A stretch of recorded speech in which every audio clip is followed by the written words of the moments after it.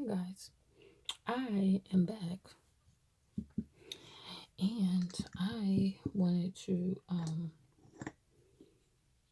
share this black obsidian. This was $290, but somebody um got this from me in Mexico, and I love to keep this near me because it's loving and protective. Yeah. Anyways, of course, rose quartz, but I'm just doing a VR, and this VR is basically your top 10 curiosity decks that pique your curiosity, blah blah blah, all that great stuff. So this deck, this VR, I'm going to share with you the top 10 decks that pique my curiosity, meaning that um I may do more with the deck than just read with it. In most cases, if a deck piques my curiosity, I am going to read up on it, I'm going to study it, I'm going to bond with it. I am a sucker for knowledge. Blame the air in my chart. I have a lot of air in my chart, so I love learning. I love sucking in knowledge. I love um, being able to do more with something than just, have it. So with the decks that I normally get, I love to read about, the history behind why that person chose that deck, why that person created that deck, what was the reasoning behind it, the reasoning behind each card, blah blah blah blah. So that type of stuff. So I really enjoyed this tag, and this is done by, I think, Candy Soul and Soil. I believe she started this tag. So the first deck that I'm going to bring is called the let me get it here. It's over here. Oh, hold on, guys. It is the Literary Witches Oracle. Very inquisitive deck. For me it is anyway. I love to read, I love to write, and so immediately I got into this and I read the guidebook and highlighted, but that wasn't enough for me. So recently I ended up purchasing the book. So this is the Literary Witches book, and of course I'll use this in companion with the deck. So I'll set this right here. When I did, where am I at in the book? Because I think I stopped like right here. But as I read, and it's not a long book, as you can see, it's a fairly short book, so I probably can finish this in no time. But I do take my time. I kind of read it at night when I lay down, because it's not a heavy read, so it's not something that is going to pull a lot from me when I read. And it's funny because that she's on the bottom of the deck, and that's where I it's cute. Anyways, so this is the Inquisitive deck, and the reason why I say that is because this deck basically it made me go looking for other literature in relation to this deck, because the person who wrote it, I felt like she did more than just create a deck. She was able to give you knowledge to each person that you can use in your reading. So if you pull for somebody and you get Octavia Butler, you're able to give them more than just what you see on the card. You know what I'm saying? Like, you're able to point them into some of her work, that they may get more confirmation from, either reading or, watching a show or something that features her work or something. The same with Toni Morrison, because she's in here as well. So it's so much more than just doing a reading. You're able to help, like, unpack so much and help a person unpack a lot, so. And like I said, this is the last card that I ended up on. But it comes with the different artists, and it gives like their background and what they wrote and what they were known for. And it's very amazing to see like what people bring to the table, what people offer. And I love to read, so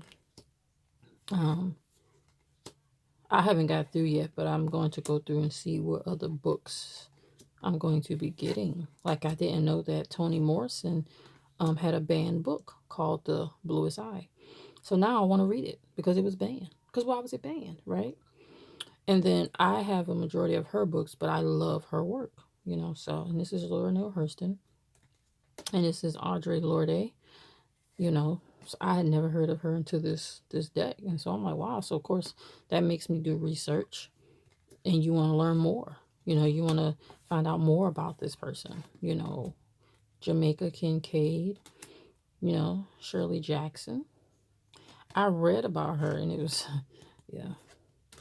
Um, and the things that women went through, you know, just because they wanted to embrace who they were. You know, they weren't received well in their communities. Um, some of them who were like one of the artists that I read about, and these are just, you know, cards that you pair it with. She was a wife and a mother. And though she adored it, she didn't want that to be solely what her life resulted in, you know. So she wrote about those things. And, you know, unfortunately, she ended up killing herself. I want to say it was Shirley Jackson, but I don't quote me on it because I'm still learning this, still reading and still learning this deck. But this is my inquisitive deck. This is the deck that I went and I'm like, I'm going to find more information about this deck. And guess what? I did. So, this will be another deck that will not leave my collection because it offers more than just a deck. It offers so much more knowledge. And I'm sure there's more that I can find regarding this deck.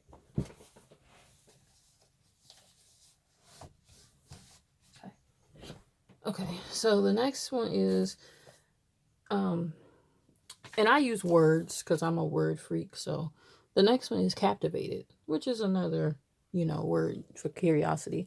Which deck captivated me? And it would have to be the Sybil's Oraculum, Oracle of the Black Doves of Africa by Tiana Lee McQuillar. And I also have the Hoodoo Tarot, which is my number one favorite deck of all decks. That deck has been like my first love. So yeah, but this deck is going to take, it captivates me because it's full of information. It's actually also one of my study decks, as well as the literary, which is Oracle. You don't just pick up this deck and read with it. You learn, you grow, you evolve, you heal. You know, so you can't just say, oh, I want to read with this deck and that's it. You have to literally learn this deck. So it comes with two sets of cards, and if I can remember correctly, they come in different colors. I did read a little bit about it. It's a very simple artwork, words, you know, very general words. However, if you want to find out more, you definitely will have to do the research. So it's not like you can just pick up this deck and say, oh, I'm going to read with this deck. You know, you really want to know what you're reading. You really want to know what you are getting into. So you have the core issue cards. Okay. And then you have the projection cards. So the projection cards are the red cards. And I want to give you a little bit of information. So the projection cards reflect the rationalizations or justifications in the querent's mind that are preventing them from seeing the core issue. So basically, the core issue is what we need to deal with, and then the projection card is what's, you know, keeping us from dealing with that issue. So it says they are the comfortable mask of excuses that are placed on the truth that, if not removed and worked out, will eventually cause the querent internal suffering and possibly external hardship. So if you don't take what's basically, if you don't take the wisdom that this card gives you to deal with the core issue, then yeah. So, like I say, this deck requires studying, but it will make you deal with you. So, yeah, the core issue cards reflect the essential spiritual principles that a seeker should reflect deeply upon in relation to the query. Every challenge has a source, and that source is always on the querent's mind. Thus, the core issue card identifies where there is a fracture or a miscalculation in logic related to the question. It is advisable to set aside any defensive emotions, such as anger, denial, or self depreciation, that may arise upon receiving the message, because those emotions are contrary to the purpose of clarification. So, yeah, like I said, this is one of my study decks. I have a few. This is one of them because it requires more than you just saying, "Oh, I'm gonna read with this deck." You have to really be willing to help. This is more of a healing process when it comes to this deck. This is why this is my captivated deck. I love this deck. The next one is fascinated. So this deck is a deck that I'm fascinated with. And that's what caused me to get it.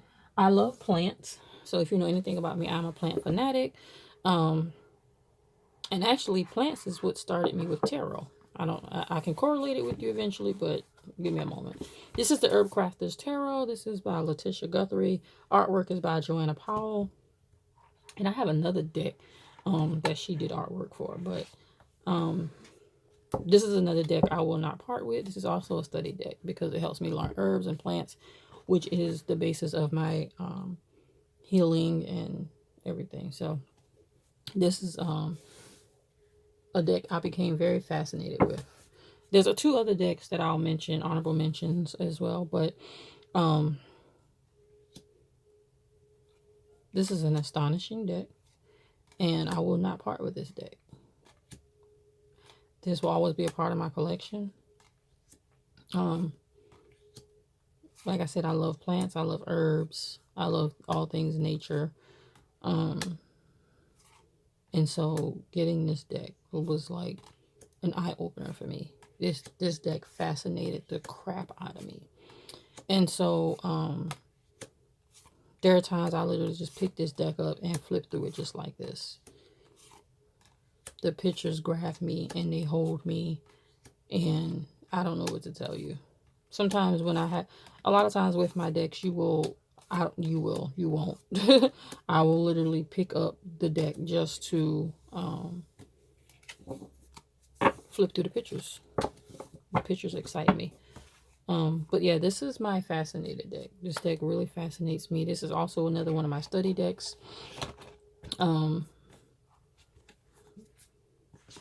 So yeah, the next one is the deck that intrigued me. By intrigued mean that I probably wouldn't have gotten it if it didn't, make me wonder, and be inquisitive, like not inquisitive, but just, let's see. What's so intriguing about this? And so this is the Global Fusion Intuitive Tarot by Wayne Rodney, who's a melanated author of this, and I love it. I saw this on a few channels. I want to say at Black Girls Read and at Phyllis Santucha de la Fuente. So I seen it on both of their channels, and I had to have it. More so for number one because it is by a melanated man. And number two, it said intuitive, which meaning that yeah, I'm gonna do this deck, but I also want you to use your intuition.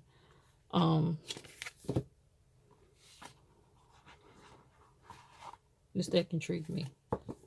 Okay, let me tell you why. Look at this. Look at this. You see this? Can you see this? If you can't, just, don't holler at me. I won't hear you, but look at it. Look at this. Oh my gosh.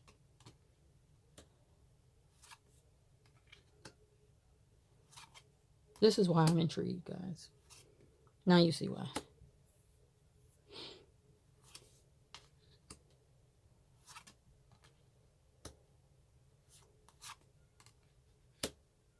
Hmm?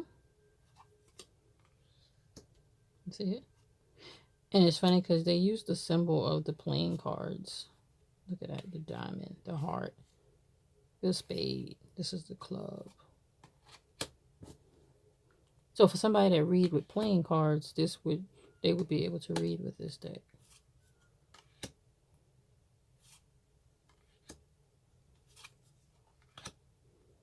My son fell in love with this. My son was like, Mom, can I flip through that deck? Look at this. Oh my gosh. Yeah, this is why this deck intrigued me, guys.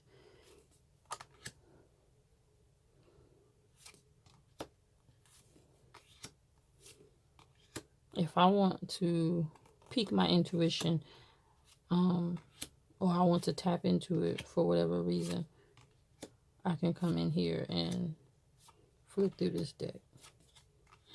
And by the time I get finished flipping through this deck, I'll have new ideas. The light bulb will go off in more ways than one. I do not allow people to touch my decks. And I also don't read for everybody. And the reason is because my decks are for me, first and foremost. This is not for money. This is not for anything other than me discovering who I am.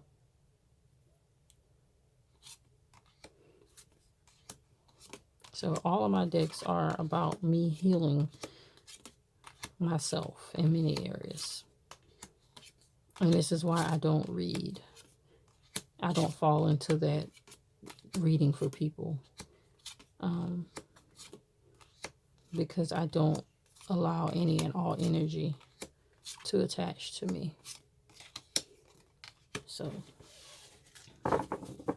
yeah, this is the deck that intrigued me. Now, you get to see the deck that marveled me. And by that, I did not ever think I would come across a deck like this, because it speaks to who I am in more ways than one. And this is the Mystic Martian Oracle. So if you know anything about me, I love sci-fi, anything extraterrestrial. I wish I could find a tarot deck. I actually found one on Etsy that I ordered. That was like space tarot, because I could not find any genuine tarot decks that that were about space and extraterrestrial, and I love this stuff. Because I do believe there are other entities out there bigger than us, better than us, smarter than us, more evolved than us. We are not the one all be all. And if you think that, you need to wake up. But I love this deck. This is more of a self-love for me deck. This is my deck for me. Only because I don't like to read for people. Just being honest. People are weird. And the stuff that they want to know and the stuff that they inquire about is just beyond me. And I just refuse to get sucked into that black hole. But yeah, this is the marble deck. This deck marveled me the minute I saw it. Look at it. And I had to have it. So this is the Mystic Martian Oracle by Lisa Porter. The bizarre deck for me, when I say bizarre, the deck, I kind of ran from it for a while. See my beautiful Mexican maid. My friend got this for me from Mexico. And I'll leave it up here because I feel like it has some ancestral tyings to it.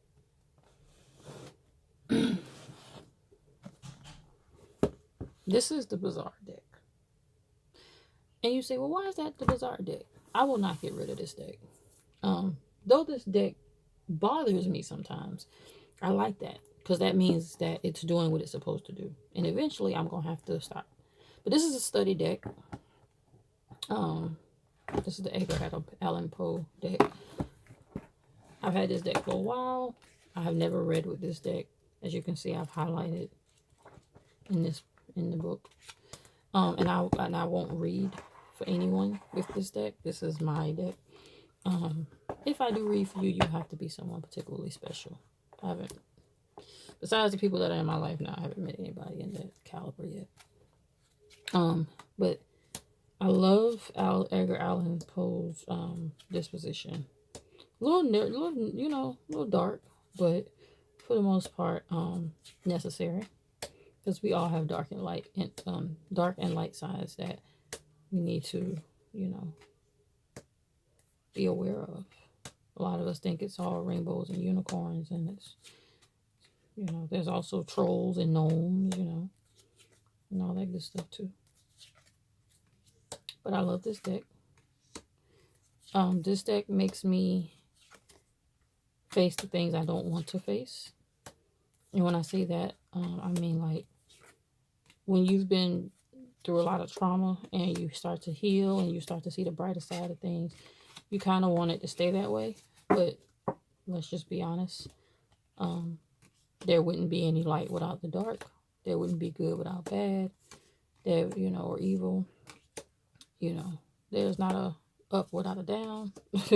So you know where I'm going with this. It's all about balance. And that's something I had to learn on this journey, is how to balance. And this deck really helps. And I love the artwork. I love the pictures. I love the feel of this deck in my hands.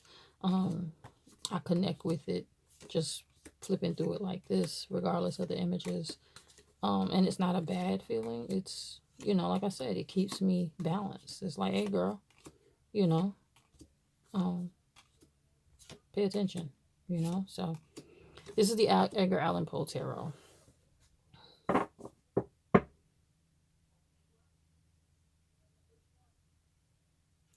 Can't remember what order it was in, but anyways, I'll figure it out. I'll probably put it in order later.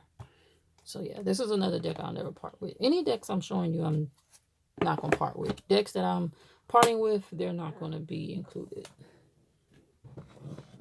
because I don't keep anything that isn't adding to what I needed to. The deck that caught my interest that I won't get rid of, even though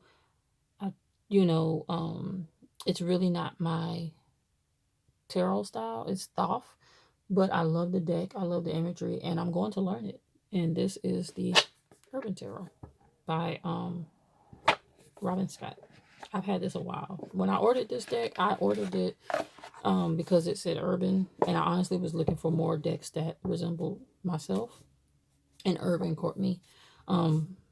That's why I ordered it. I didn't know anything about Thoth. I didn't know anything about the different styles.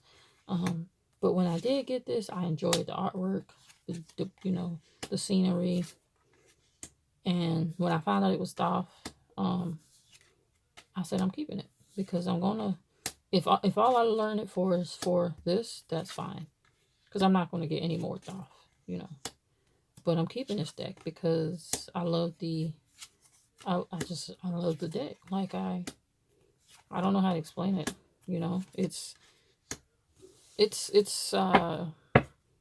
not my modern deck. It's more of it's more minimalism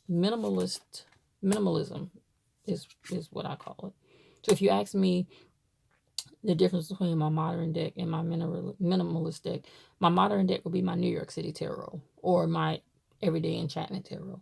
This would be my minimalist deck, because you get a lot in the picture, but it's not too much. It's not overwhelming.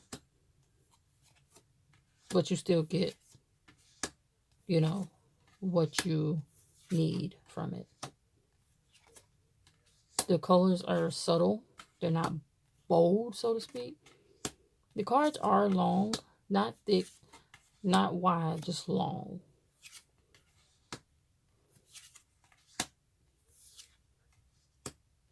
I love the keywords at the bottom of some of the cards.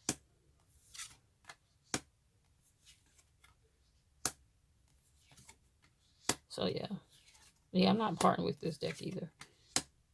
This is staying in my collection. Like I said, this was a deck that I got in ignorance. I did not know. All I saw was Urban, and at that time I was just seeking inclusivity in that, or diversity in this deck.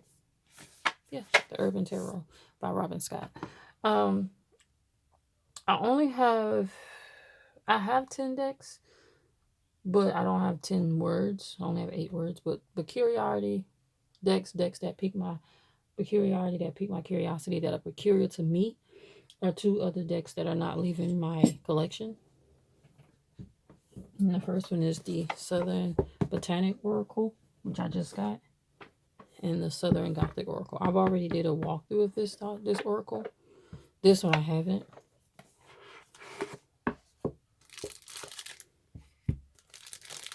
This is the expansion pack, the poisons.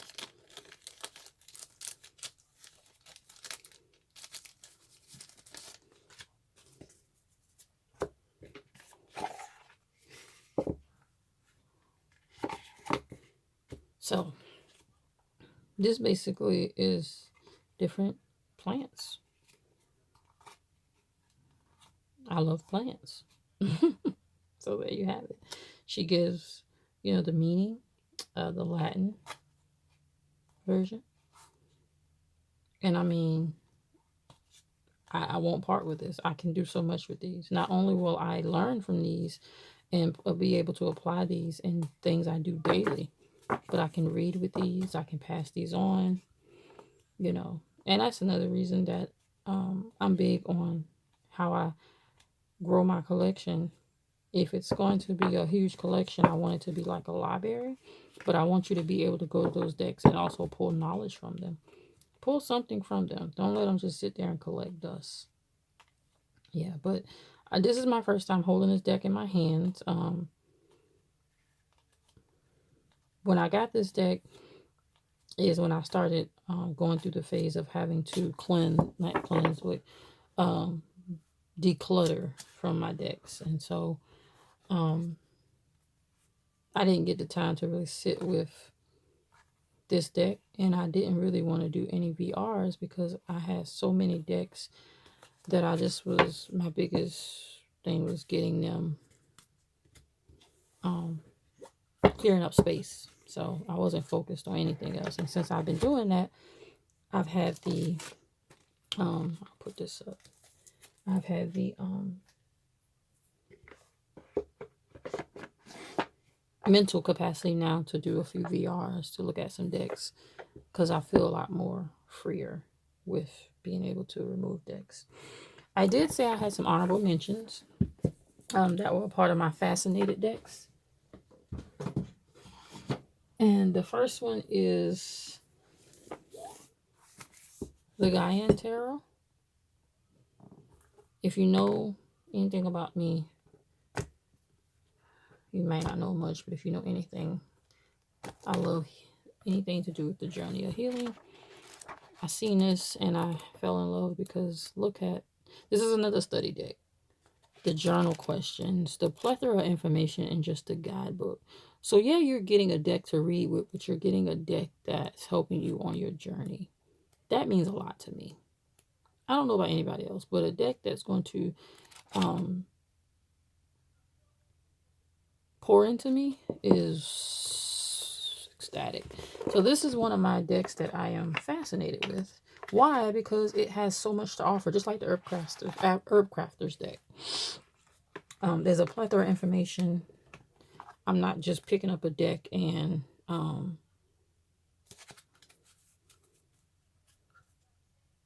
that's it, So you're just here. What else do you offer? And that's another reason when I decluttered my decks, like what are you offering me? And this deck is all about healing. The landscape is beautiful. I'm not going to go through it.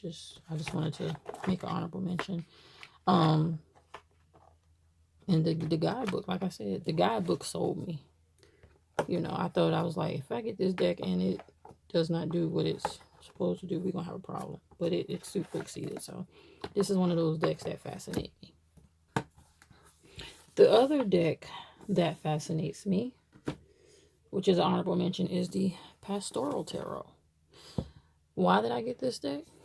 If you know anything about me, I love nature and I love decks that tell a story, decks that have a landscape. I do not like the traditional Rider-Waite decks. So if it is going to intrigue me and my intuition, it's going to tell a story. It's going to give me a narrative. This deck doesn't. A lot of people may say, oh, that deck doesn't have any diversity, blah, blah, blah. I didn't get it for that. I got it for the landscape. it feeds the inner child in me. I grew up in the country. I'm from Baltimore, but I grew up in the country. And so a lot of these pictures resonate because I grew up with a great grandma. Um, I grew up going to church.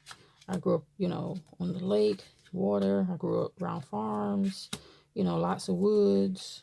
Um, so this deck really does spark a lot of memories, and I like that.